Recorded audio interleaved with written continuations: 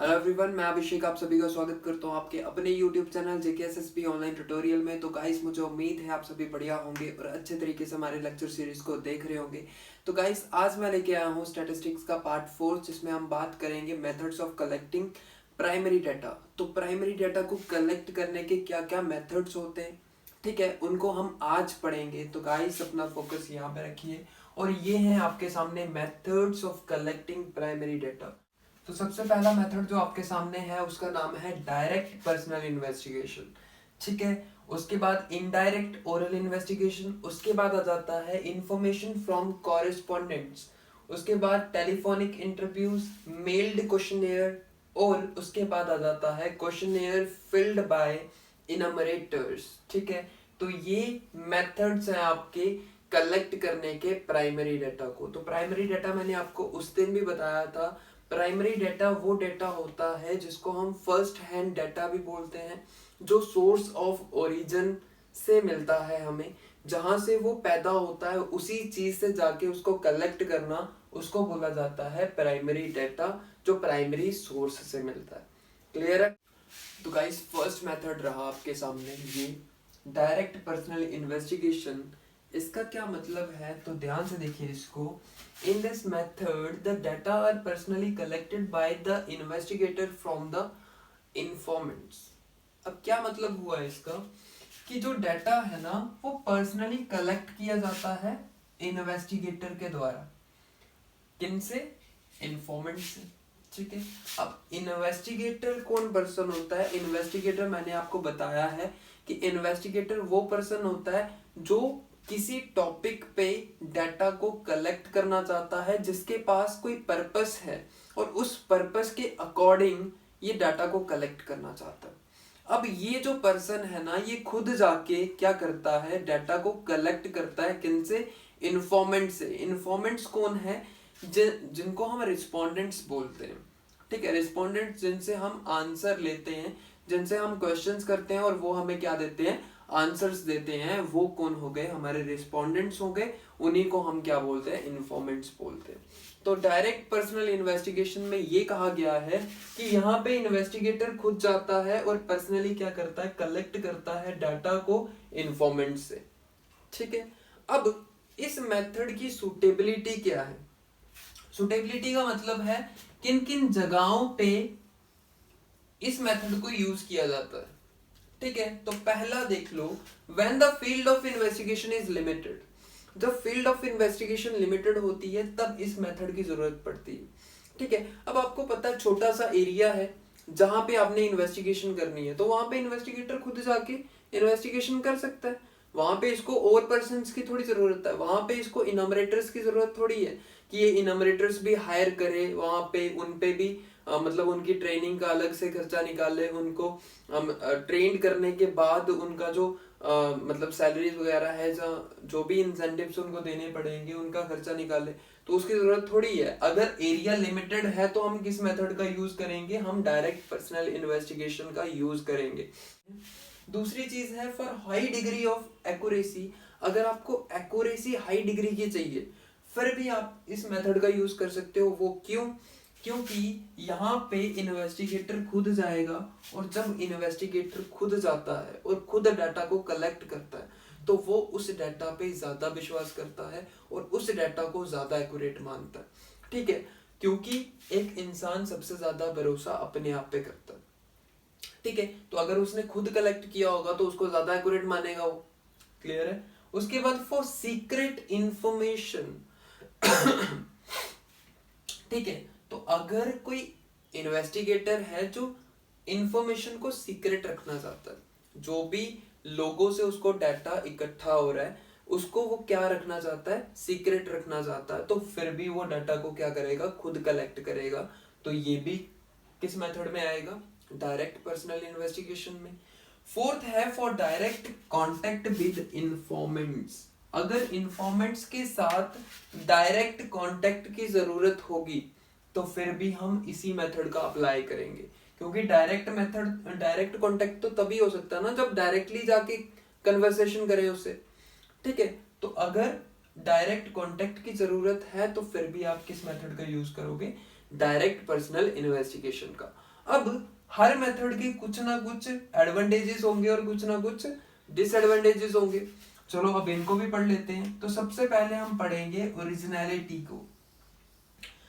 Originality का क्या मतलब है? ओरिजिनलिटी का मतलब है कि जो डाटा हम कलेक्ट करेंगे वो ओरिजिनल कितना है, क्या वो ओरिजिनल है या नहीं है। लेकिन ये एडवांटेजेस हैं, तो हम जो डाटा कलेक्ट करेंगे वो ओरिजिनल होगा। ओरिजिनल होने का मतलब है कि हम खुद जाके कर रहे हैं, और दूसरी बात ये कि हमारे पहले वो किसी और ने किया भी नहीं होगा, तो जो डाटा हम लेके आएंगे वो ओरिजिनल डाटा होगा।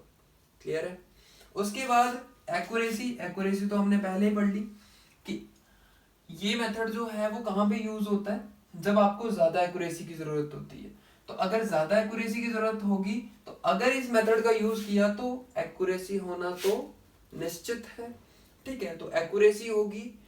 तीसरी चीज है रिलायबिलिटी होगी। रिलायबिलिटी का मतलब होता है ट्रस्ट, ट्रस्टेबल। जो डाटा आप कलेक्ट करोगे वो ट्रस्टेबल, क्या उस पर आप ट्रस्ट कर सकते हो? तो हाँ बिल्कुल, आप खुद जाके उसको ले रहे हो डाटा को, तो आप उस पर ट्रस्ट तो जरूर करोगे।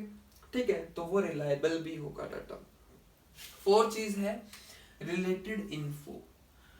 तो अगर आप खुद जाके डाटा को कलेक्ट कर रहे हो तो आपके दिमाग में पर्पस क्लियर है। ठीक है, और आप उस इंफॉर्मेशन के, जो इंफॉर्मेशन तो आपको चाहिए वो तो लोगे ही, उस इंफॉर्मेशन के अलावा आप उसके जो रिलेटेड इंफॉर्मेशन है ना, ठीक है, उनको भी एक्वायर करोगे। ठीक है, अगर आप खुद जाओगे। ठीक है, तो ये भी एक उसका क्या है, एडवांटेजेस है। उसके बाद है यूनिफॉर्मिटी। यूनिफॉर्मिटी को गाइस ऐसे समझाता हूं मैं कि जैसे एक पर्सन है, उसने यहां से भी कुछ कलेक्ट किया, यहां से भी कुछ कलेक्ट किया और यहां से भी कुछ कलेक्ट किया।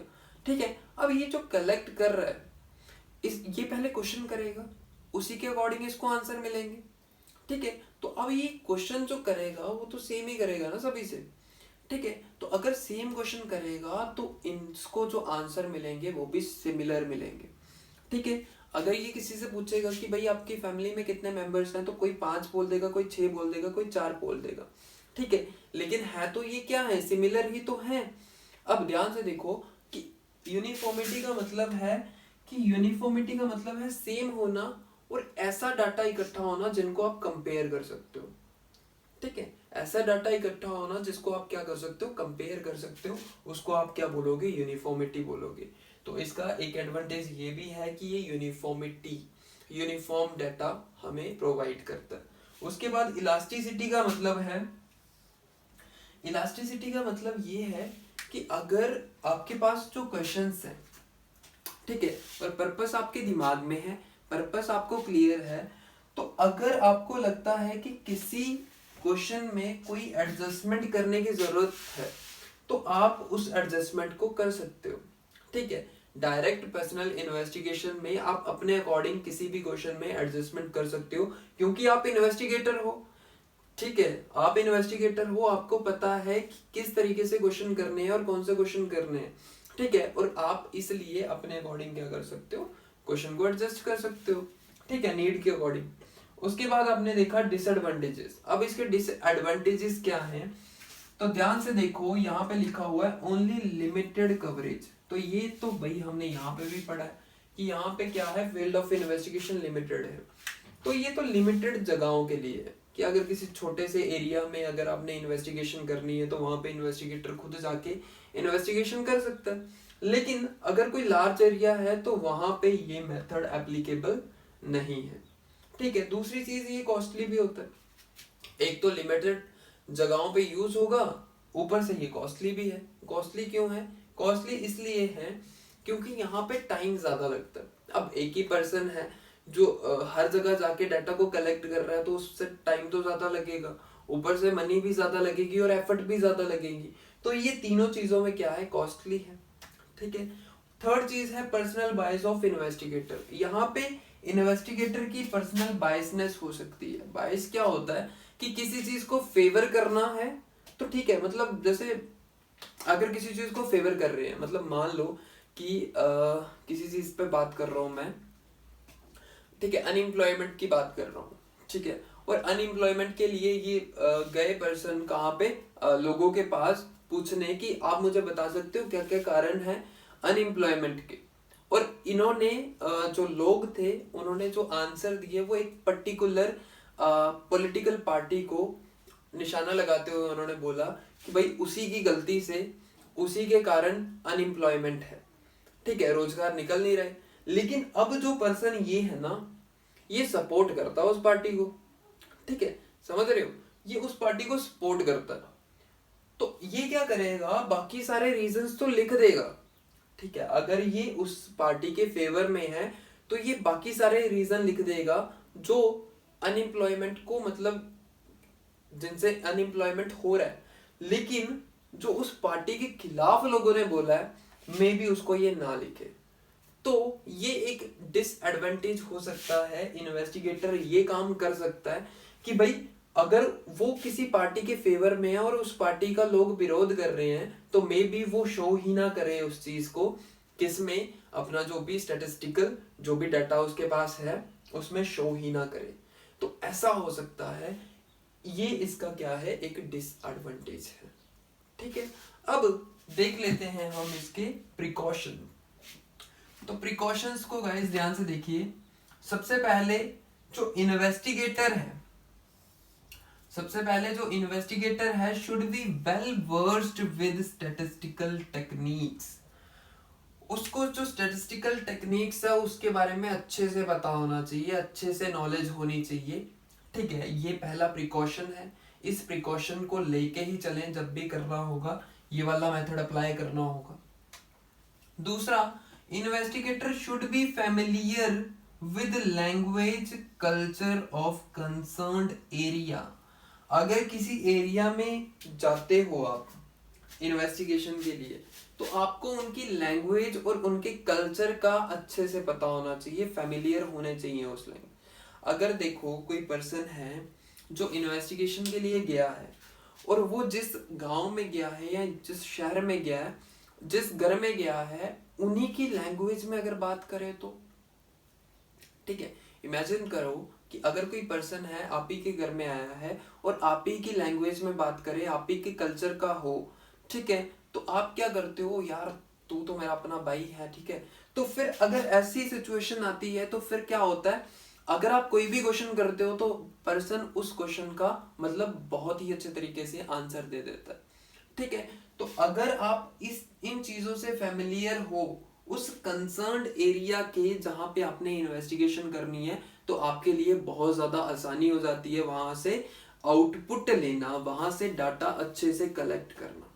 ठीक है, उसके बाद थर्ड चीज है should ask simple, straight and unambiguous questions. अब ये क्या होता है, एक तो सिंपल क्वेश्चन करो ताकि आगे वाला पर्सन बोर ना हो। ठीक है, सिंपल से क्वेश्चन करो, कॉम्प्लेक्स क्वेश्चन नहीं करो कि मतलब एक ही क्वेश्चन में आपने 3 बार क्वेश्चन मार्क लगा दिया, ये है तो क्यों है, क्यों है, ये है तो क्यों है, नहीं है तो क्यों नहीं है। अगर इस तरीके का क्वेश्चन किया तो पर्सन तो पहले अंडरस्टैंड करने में कि यार ये बोल क्या गया। ठीक है, तो सिंपल से क्वेश्चन पूछो, स्ट्रेट पूछो और अनएम्बिगस पूछो। अनएम्बिगस मतलब कुछ ऐसे क्वेश्चन मत करो कि जिसको सुन के पर्सन क्या हो जाए, सोच में चला जाए कि यार ये पर्सन बोल क्या गया।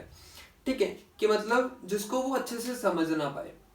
अनएम्बिगस का मतलब है जिसको आप अच्छे से समझ ना पाओ, जिसके बहुत सारे मतलब आप निकाल सको, जिस क्वेश्चन के मे बी ये हो सकता है, मे बी ये हो सकता है ना। तो ऐसा कुछ नहीं होना चाहिए, अनएम्बिगस क्वेश्चन नहीं होने चाहिए, सिंपल स्ट्रेट होने चाहिए। ठीक है, सॉरी अनएम्बिगस नहीं, एम्बिगस का मतलब ये होता है, अनएम्बिगस का मतलब होता है सिंपल से क्वेश्चन जो होते हैं, जो स्ट्रेट क्वेश्चंस होते हैं, वही मतलब होता है अनएम्बिगस का। ठीक है, should not use personal bias, और पर्सनल बायस का तो मैंने अभी बताया, तो पर्सनल बायस का यूज नहीं करना होता। ठीक है, तो ये था आपका डायरेक्ट पर्सनल इन्वेस्टिगेशन। तो गाइस मुझे उम्मीद है आपको अच्छे से समझ आया होगा। ठीक है, अब बढ़ते हैं सेकंड मेथड की तरफ, ओरल इनडायरेक्ट ओरल इन्वेस्टिगेशन पे। ठीक है, उसको भी देखते हैं। तो गाइस ये रहा आपके सामने सेकंड मेथड जिसका नाम है इनडायरेक्ट ओरल इन्वेस्टिगेशन। ठीक है, इसमें क्या लिखा हुआ है तो ध्यान से देखिए। The investigator approach third parties. यहाँ पे जो इन्वेस्टिगेटर है वो किसको अप्रोच करता है, थर्ड पार्टी को। ये नाम से ही हमें दिख रहा है कि इनडायरेक्ट है। इनडायरेक्ट मतलब जो कंसर्न्ड हमारा इंफॉर्मेंट है हम उससे जानकारी नहीं ले रहे, हम यहाँ पे एक थर्ड पार्टी है जिसको हम अप्रोच कर रहे हैं, who are in the possession of information, जो इंफॉर्मेशन के पोजेशन में है, about the subject of inquiry। ठीक है, देखो सब्जेक्ट ऑफ इंक्वायरी, हम जिस बारे में इंक्वायरी करना चाहते हैं, जिस बारे में इंक्वायरी कर रहे हैं, उस इंक्वायरी के लिए हम थर्ड पार्टी पे क्या होते हैं, थर्ड पार्टी को अप्रोच करते हैं। और ये जो थर्ड पार्टी होती है ये पोजीशन में होती है इंफॉर्मेशन के। मतलब कहने का ये है कि जो कंसर्न इंफॉर्मेंट है ना, उससे जानकारी नहीं प्राप्त करके उसके किसी रिलेटिव से या उसके किसी नोन से अगर हम कोई जानकारी प्राप्त कर रहे हैं उसकी, तो वो क्या होगा हमारा, वो हमारा इनडायरेक्ट ओरल इन्वेस्टिगेशन होता है। फिर से ध्यान से देखना है इसको। The investigator approaches third parties, investigator approach करता थर्ड पार्टी को, मतलब जो कंसर्न्ड इंफॉर्मेंट है उससे बात नहीं कर रहा, वो उसके किसी रिलेटिव से या किसी नॉन पर्सन से बात कर रहा है। और पोजेशन ऑफ इंफॉर्मेशन, ये जो थर्ड पार्टी है ये पोजेशन रखता है इंफॉर्मेशन की, मतलब इसको इंफॉर्मेशन के बारे में पता है, इसको उसके बारे में नॉलेज है, इसलिए हम उससे पूछ रहे हैं। ठीक है, about the subject of inquiry, जिस सब्जेक्ट के बारे में वो इंक्वायरी करना चाहता है ना, उसकी जो इंफॉर्मेशन है उसका पोजेशन ये पर्सन भी रखता है। ठीक है, समझ आ रही है।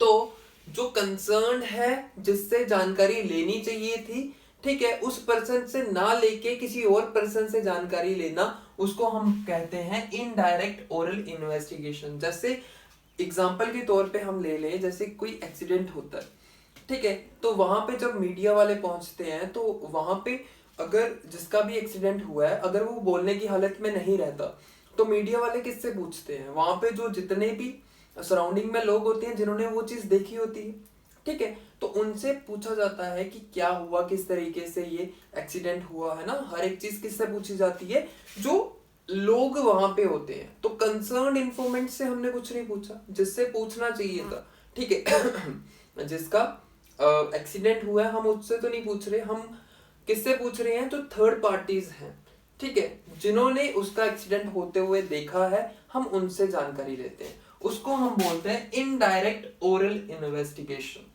क्लियर।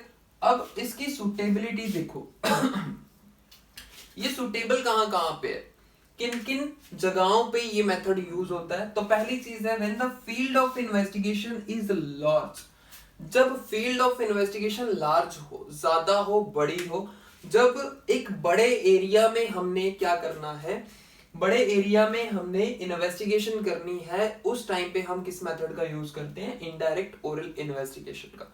अब ध्यान से सुनो कि अगर मान लो हमने बहुत बड़े एरिया में जाना है, तो हम क्या करते हैं, हम अपना टाइम बचाने के लिए, ठीक है, टाइम बचाने के लिए, रिसोर्स बचाने के लिए और अपने एफर्ट्स को बचाने के लिए हम क्या करते हैं, अगर 4 घर है ना, 4 घर, तो हम किसी एक घर पे जाएंगे और उसी घर से उन तीनों घर की जानकारी भी ले लेंगे।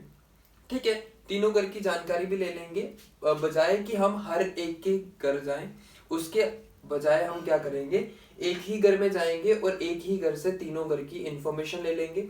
और इससे क्या होगा, इससे वो जो पर्सन हमें बताएगा उसको नॉलेज तो है उनके घर की, ठीक है, तो वो बता देगा कितने मेंबर्स हैं, क्या है, मतलब जिस भी चीज के बारे में हम जानना चाहते हैं वो बता देगा।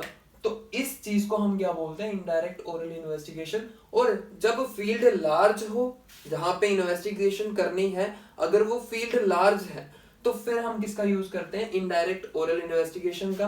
दूसरी चीज है when the concerned informant, concerned informant वो होता है जिसके बारे में जानकारी है, कंसर्न्ड इन्फॉर्मेंट वो पर्सन है जिसके बारे में क्या है, जानकारी है। और रिलक्टेंट मतलब अगर कोई पर्सन हिचकिचा रहा है, ठीक है, अगर कोई पर्सन आंसर नहीं देना चाहता हमारे क्वेश्चंस का या अपनी इंफॉर्मेशन हमें प्रोवाइड नहीं करना चाहता, तो उस टाइम पे हम किसका यूज करते हैं, इनडायरेक्ट ओरल इन्वेस्टिगेशन का।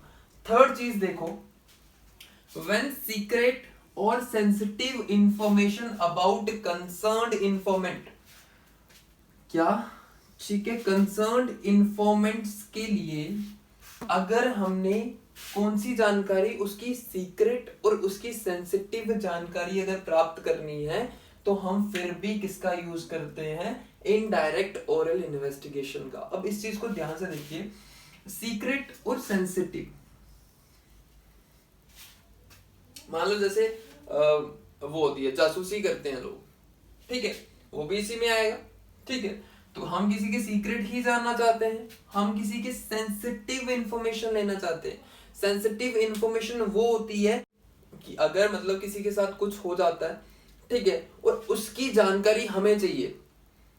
सेंसिटिव मुद्दे वो होते हैं कि जब हम कंसर्न्ड इंफॉर्मेंट से वो चीज पूछे तो उसको कहीं ना कहीं हर्ट हो जाता है ये चीज सुन के, ठीक है। तो अब हम उससे तो ये चीज पूछ नहीं सकते, तो फिर हम क्या करते हैं, थर्ड पार्टी को इन्वॉल्व करते हैं जिसको उसके बारे में नॉलेज है, जिसको उस कंसर्न्ड इंफॉर्मेंट के बारे में जानकारी है, उससे हम बातचीत करते हैं, उससे हम इंफॉर्मेशन लेते हैं। उस मेथड को भी हम क्या बोलते हैं, सॉरी, वो भी किस में आता है, वो भी आपका इनडायरेक्ट ओरल इन्वेस्टिगेशन में आता है। That's it. उसके बाद when the problem is complex and needs experts opinion, जब आपकी जो प्रॉब्लम है ना इन्वेस्टिगेशन की, वो थोड़ी कॉम्प्लेक्स हो, कॉम्प्लेक्स हो कि आपको जो इन्वेस्टिगेटर है उसको समझ नहीं आ रही कि कैसे मतलब ये इन्वेस्टिगेशन कैसे करनी है, तो उस टाइम पे आप क्या कर सकते हो, एक्सपर्ट का ओपिनियन ले सकते हो। तो एक्सपर्ट का ओपिनियन भी आपका थर्ड पार्टी ओपिनियन ही होगा, है ना, थर्ड पार्टी से बात कर रहे हो, क्योंकि एक्सपर्ट के साथ, क्योंकि हम एक्सपर्ट से बात कर रहे हैं, हम राय जान रहे हैं। मतलब जैसे 3 पर्सन है, ए बी और सी, मैं जानकारी चाहता हूं सी की, मैं जानकारी चाहता हूं किसकी, सी की, लेकिन सी की जो जानकारी है, ठीक है, जो इंफॉर्मेशन वो दे रहा था वो थोड़ी सी कॉम्प्लेक्स लगी मेरे को, मतलब अंडरस्टैंड नहीं कर पाया, अंडरस्टैंड नहीं कर पाया, तो फिर मुझे एक एक्सपर्ट का ओपिनियन चाहिए यहाँ पे। अब ये जो एक्सपर्ट है इसके बारे में तो मुझे जानकारी नहीं चाहिए, है ना, इसके बारे में जानकारी तो नहीं चाहिए, लेकिन इसकी जो इंफॉर्मेशन इसने मुझे प्रोवाइड की है जो मेरे लिए कॉम्प्लेक्स थी, उसके बारे में चर्चा मैं किससे करूंगा, एक्सपर्ट से करूंगा। अब एक्सपर्ट से अगर मैं चर्चा कर रहा हूं तो वो क्या हो गया, वो भी तो मेरा इनडायरेक्ट ओरल इन्वेस्टिगेशन ही हुआ, ठीक है, कि इनडायरेक्ट ओरल इन्वेस्टिगेशन, समझ आ रही है। उसके बाद अगर बात करें एडवांटेजेस की, तो इसकी एडवांटेजेस को ध्यान से देखो, वाइड कवरेज, ये तो ठीक है, ये हमने यहाँ पे भी पढ़ा है, ये वाइड कवरेज के लिए क्या है, यूजफुल है, ठीक है। उसके बाद free from bias of investigator, यहाँ पे इन्वेस्टिगेटर का कोई बायस नहीं होता। बायस मतलब अगर इन्वेस्टिगेटर किसी चीज को फेवर करता है या किसी चीज के अगेंस्ट है, ठीक है, तो उसका यहाँ पे कोई रोल नहीं है। वो क्यों, क्योंकि यहाँ पे एक्सपर्ट का ओपिनियन भी है, ठीक है, यहाँ पे लिखा हुआ है ना, हाँ, नीड्स एक्सपर्ट ओपिनियन, हम एक्सपर्ट्स का ओपिनियन ले सकते हैं। या हम किन से बात करते हैं, ध्यान से सुनो, हम अगर किसी कंसर्न इंफॉर्मेंट के बारे में जानकारी चाहते हैं तो हम उसके किसी नॉन पर्सन को जानते हैं, ठीक है, नॉन पर्सन से बात करते हैं जिसको उसके बारे में सफिशिएंट जानकारी है, ठीक है, उससे हम बातचीत करते हैं, वो उसके बारे में सारा कुछ जानता है। अब उस पर्सन के बारे में वो सारा कुछ जानता है, जो कंसर्न इंफॉर्मेंट है ना हमारा, उसके बारे में वो जो थर्ड पार्टी है, वो जो थर्ड पर्सन है, वो सारा कुछ जानता है। और अगर वो सारा कुछ जानता है, वो हमें वो इंफॉर्मेशन प्रोवाइड करेगा, तो हम अपनी बायसनेस कहाँ पे दिखाएंगे, ठीक है, वो जो हमें दिखाएगा, जो हमें प्रोवाइड करेगा, हम उसी के अकॉर्डिंग सारा कुछ करेंगे, तो हम अपना तो कुछ भी नहीं कर सकते यहाँ पे, क्लियर है ना। तो यहाँ पे इन्वेस्टिगेटर की जो बायसनेस होती है उससे ये फ्री है, ठीक है। थर्ड चीज आ जाती है कि ये क्या है, इकोनॉमिकल है। इकोनॉमिकल होता है जो इतना ज्यादा कॉस्टली नहीं होता, जो बजट में आ जाए। इकोनॉमिकल का मतलब ये है कि वो चीज जो बजट में आ जाए। एक तो इसमें टाइम कम लगेगा, क्यों, क्योंकि आप 4 घरों में, मान लो अगर आपने 4 घरों में जाना था अलग अलग से जानकारी लेने, लेकिन आपने क्या किया, एक ही घर पे गए और उसी घर से बाकी तीनों की जानकारी भी ले ली, तो वो क्या हुआ, टाइम की बचत हुई, उसके साथ साथ पैसों की बचत हुई, ठीक है। तो इस तरीके से, और एफर्ट्स भी कम लगे, क्लियर है। उसके बाद फोर्थ चीज है एक्सपर्ट्स ओपिनियन। तो वो भी हमने यहाँ पे पढ़ा। एक्सपर्ट्स की ओपिनियन की भी जरूरत पड़ सकती है, ठीक है, और एक्सपर्ट्स का ओपिनियन यहाँ पे एक सिग्निफिकेंस रोल मतलब निभाता है, ठीक है। उसके बाद अगर डिसएडवांटेजेस की बात करें तो सबसे पहले होता है lack of accuracy. Lack of accuracy, अगर हम किसी थर्ड पार्टी से किसी और के बारे में जानकारी चाहते हैं, लेना चाह रहे हैं, क्या पता वो हमें सही भी बता रहा है या गलत बता रहा है ना, तो हम जानते नहीं है इस बारे में, ठीक है। तो यहाँ पे मैं ये नहीं बोल सकता कि ये एक्यूरेट हो सकता है, और मैं ये भी नहीं बोल सकता ये एक्यूरेट नहीं हो सकता, ठीक है। तो मतलब यहाँ पे मुझे पूरी श्योरिटी नहीं है कि ये एक्यूरेट होगा या नहीं होगा, क्लियर। अब दूसरी चीज है पार्शियलिटी ऑफ द विटनेसेस। अब एक चीज मैं बताना भूल गया यहाँ पे, ये जो थर्ड पार्टी है ना, इसको विटनेस बोलते हैं। विटनेस आप वैसे भी जानते हो क्या मतलब होता है, ठीक है। तो ये थर्ड पार्टी विटनेस का ही काम करती है, मतलब जिसने वो चीज देखी हुई है उससे पूछना जाके, तो वही विटनेस होता है जिसको हम गवाह बोलते हैं, ठीक है। पार्शियलिटी ऑफ विटनेस, अब विटनेस पार्शियलिटी कर सकता है, विटनेस का बायसनेस हो सकता है। वो कैसे, तो ध्यान से देखिए, जो विटनेस है, ठीक है, जो विटनेस है, क्या पता उसकी उस पर्सन से इतनी ज्यादा ना बनती हो, ठीक है, क्या पता वो उसके बारे में कुछ सही ना बता रहा हो, क्या पता अगर वो उसको फंसाना चाहता है, ठीक है, अगर वो उसके साथ उसकी नहीं बनती तो वो उसके बारे में कुछ भी अच्छा नहीं बताएगा। अब एक दूसरा पर्सन हमने उठाया, उससे भी हमने उसके बारे में पूछा, अब उसकी उससे बनती थी, ठीक है, उसने बोला कि हाँ ये बंदा बहुत अच्छा है यार, इसके जितना अच्छा बंदा कोई नहीं है, और एक ने बोला कि ये बिल्कुल भी अच्छा नहीं है, ठीक है। तो यहाँ पे क्या हो गई, दो अलग अलग ओपिनियन हो गए, दो अलग अलग ओपिनियन हो गए, इसलिए यहाँ पे पार्शियलिटी ऑफ विटनेस हो सकता है कि विटनेस पार्शियलिटी कर सकता है, क्लियर है। थर्ड चीज है lack of interest of informants. अब कई बार क्या होता है, जो हमारे विटनेसेस हैं उनका इंटरेस्ट ही नहीं होता, ठीक है, lack of interest of informants. अब हम अगर किसी को, मतलब किसी थर्ड पर्सन को किसी सेकंड पर्सन के बारे में पूछ रहे हैं, ठीक है, मतलब कोई तीसरा पर्सन है, हम जानकारी चाहते हैं इस पर्सन के बारे में, लेकिन मैं उसके थ्रू पूछ रहा हूँ, इससे पूछ रहा हूँ इस पर्सन के बारे में, ठीक है। अब ये पर्सन का क्या है कि मैं क्यों बताऊं, ठीक है ना, मैं क्यों बताऊं भाई, जानकारी आप उसकी चाहते हो और पूछ मेरे से रहे हो। कई बार कोई पर्सन ऐसा होता है जो इरिटेट हो जाता है इससे, ठीक है, कि जानकारी आप उसकी चाहते हो, मुझसे क्यों पूछ रहे हो भाई, मेरे पास और भी काम है, ठीक है। तो इस तरीके से इरिटेट हो सकता है। यहाँ पे जो इन्फॉर्मेंट है, जो मतलब हमें बता रहा है चीजें, उसका लैक ऑफ इंटरेस्ट भी शो हो सकता है, कि उसको इंटरेस्ट ही ना हो, यार मैं क्यों बताऊं, ठीक है। कई बार ऐसा होता है कि लोग बोलते हैं यार मैं क्यों बताऊं, ठीक है, उसकी बात है उससे जाके पूछो, इस तरीके से बोल सकते हैं। तो ये lack of interest of informants भी इसका एक डिसएडवांटेज है। उसके बाद लैक ऑफ यूनिफॉर्मिटी। अब सीधी सी बात है, आप एक पर्सन के बारे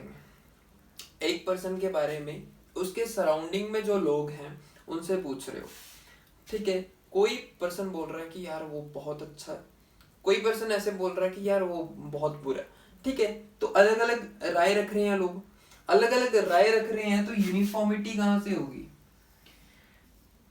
यूनिफॉर्मिटी तो बिल्कुल नहीं होगी, ठीक है, क्योंकि किसी ऐसा थोड़ी होगा कि हर एक पर्सन का सेम ओपिनियन होगा उस पर्सन के लिए, ऐसा तो पॉसिबल नहीं है। अगर ये पॉसिबल नहीं है तो यूनिफॉर्मिटी भी पॉसिबल नहीं है। तो ये इसके क्या है, डिसएडवांटेजेस हैं, ठीक है। अब बात करते हैं प्रिकॉशंस की, तो प्रिकॉशंस को ध्यान से देख लीजिए।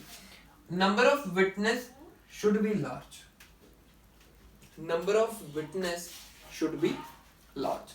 विटनेस क्या होने चाहिए, लार्ज होने चाहिए। विटनेस क्या होते हैं, गवाह, जिनसे आप जानकारी ले रहे हो वो ज्यादा नंबर में होना चाहिए, क्योंकि क्या होता है, कई लोग उसके फेवर में होंगे, कई फेवर में नहीं होंगे। अब अगर क्या होगा, आपने लार्ज नंबर ऑफ जो विटनेस है लिए होंगे, उसमें क्या होगा, आप एक कंक्लूजन पे पहुंच जाओगे, ठीक है। आप देखोगे कि मैक्सिमम लोगों ने क्या बोला उसके बारे में, ठीक है, मैक्सिमम लोगों ने क्या बोला वही सही है, ठीक है। तो मैक्सिमम लोगों ने जो बोला होगा उसको ही हम मानेंगे, उससे ही हम कंक्लूजन पे पहुंचेंगे। तो इसलिए आपने क्या करना है, number of witness should B large. अगर विटनेस आपने 3-4 लिए हुए हैं और 3 में से 2 बोल रहे हैं कि हाँ ये सही है, 2 बोल रहे हैं कि ये नहीं सही है, तो आप क्या कंक्लूजन पे निकलोगे? कोई कंक्लूजन नहीं निकलेगा आपसे, है ना। तो only those witness should be selected who possess sufficient knowledge.